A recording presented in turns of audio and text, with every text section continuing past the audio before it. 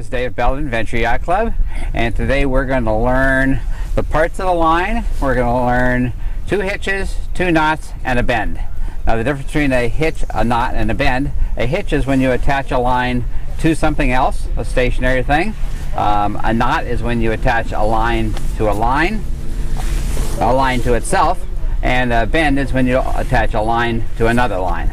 So the first knot we're going to learn today is called a square knot. We're going to go left over right, then we're going to go right over left, and we end up with a square knot. A square knot is also called a reefing knot. The only place on the boat that I know that it's used is for your reefing lines to reef your sail. We're going to learn the parts of the line. The part that's normally hanging from the mast is called the standing end of the line. The other end, the end that normally falls in the water, is called the bitter end of the line. That's because it's bitter, because it's got salt on it.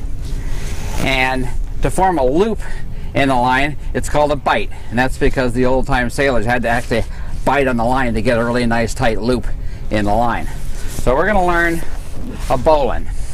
So to tie a bowline, you need to put a loop in the standing part of the line.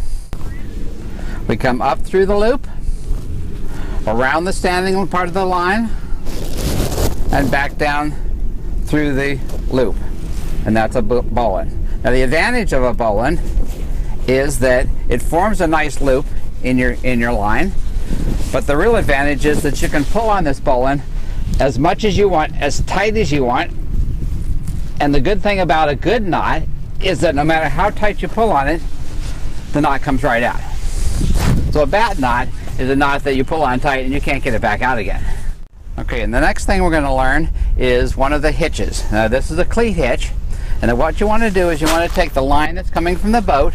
It wants to go around the forward horn, around the back horn, back around the forward horn to form a complete loop around the horns, cross over the back horn, and then form an underhand loop and back over the forward horn again.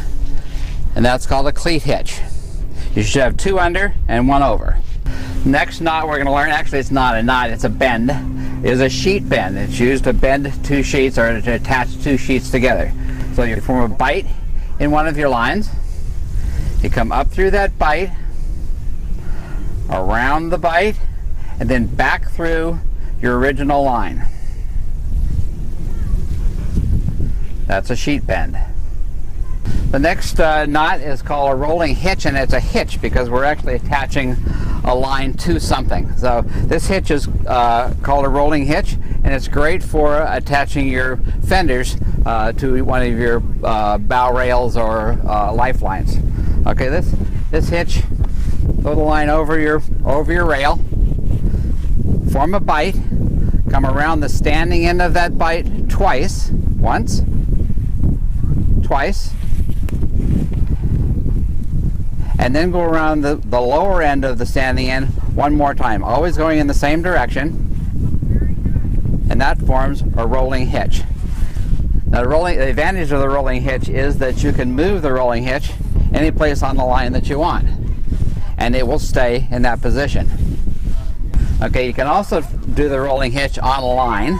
So on the near side, you go 2 loops around the line, and then 1 loop around the back side to form the rolling hitch. Now the rolling hitch, like I said, you can move this knot to any place that you want on the line, hold tight, and it will stay there, but yet you can grab a hold of the knot and slide it to where you want it, and it will always hold fast.